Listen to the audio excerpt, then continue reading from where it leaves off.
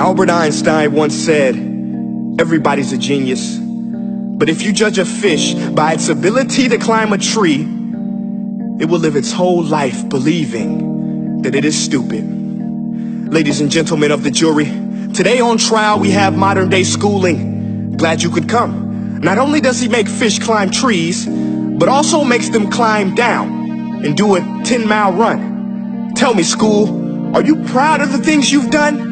Turning millions of people into robots, do you find that fun? Do you realize how many kids relate to that fish swimming upstream in class, never finding their gifts, thinking they are stupid, believing they are useless? Well, the time has come, no more excuses. I call school to the stand and accuse him of killing creativity, individuality, and being intellectually abusive. He's an ancient institution that has outlived his usage. So, Your Honor, this concludes my opening statement, and if I may present the evidence of my case, I will prove it. Proceed. Exhibit A. Here's a modern day phone. Recognize it? Here's a phone from 150 years ago. Big difference, right? Stay with me. Here's a car from today, and here's a car from 150 years ago. Big difference, right? Well, get this. Here's a classroom of today, and here's a class we used 150 years ago. Now, ain't that a shame? In literally more than a century, nothing has changed. Yet you claim to prepare students for the future? But with evidence like that, I must ask, do you prepare students for the future or the past? I did a background check on you and let the record show that you were made to train people to work in factories, which explains why you put students in straight rows, nice and neat, tell them sit still, raise your hand if you want to speak, give them a short break to eat, and for 8 hours a day, tell them what to think. Oh, and make them compete to get an A letter which determines product quality, hence grade A of meat. I get it. Back then, times were different. We all have a past. I myself am no Gandhi. But today, we don't need to make robot zombies. The world has progressed. And now we need people who think creatively, innovatively, critically, independently, with the ability to connect. See, every scientist will tell you that no two brains are the same.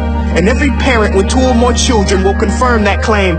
So please explain why you treat students like cookie cutter frames or snapback hats, giving them this one-size-fits-all crap. Watch your language. Sorry, Your Honor, but if a doctor prescribed the exact same medicine to all of his patients, the results will be tragic. So many people will get sick, yet when it comes to school, this is exactly what happens. This educational malpractice, where one teacher stands in front of 20 kids, each one having different strengths, different needs, different gifts, different dreams, and you teach the same thing the same way? That's horrific.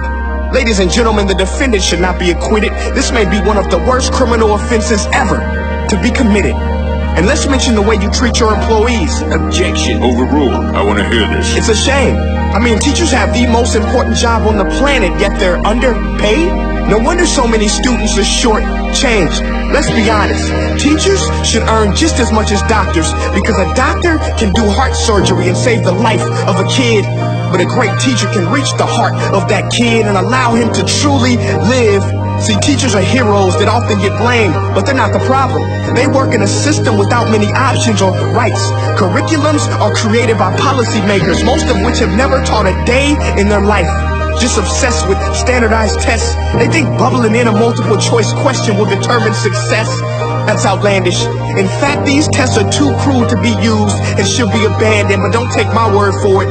Take Frederick J. Kelly, the man who invented standardized testing, who said, and I quote, "These tests are too cruel to be used and should be abandoned." Ladies and gentlemen of the jury, if we continue down this road, the results will be lethal.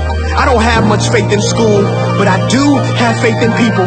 And if we can customize healthcare, cars, and Facebook pages, then it is our duty to do the same for education, to upgrade and change and do away with school spirit, because that's useless. Unless we're working to bring the spirit out of each and every student, that should be our task. No more Common Core. Instead, let's reach the core of every heart in every class. Sure, math is important, but no more than art or dance. Let's give every gift an equal chance. I know this sounds like a dream, but countries like Finland are doing impressive things. They have shorter school days. Teachers make a decent wage. Homework is non-existent, and they focus on collaboration instead of competition. But here's the kicker, boys and girls. Their educational system outperforms every other country. in the world. Other places like Singapore are succeeding rapidly. Schools like Montessori, programs like Khan Academy, there is no single solution.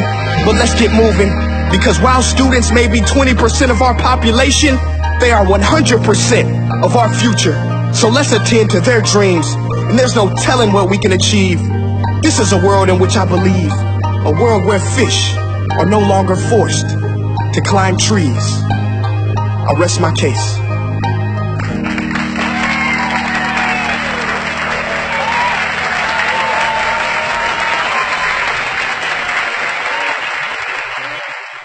Hey guys, thank you so much for watching that video.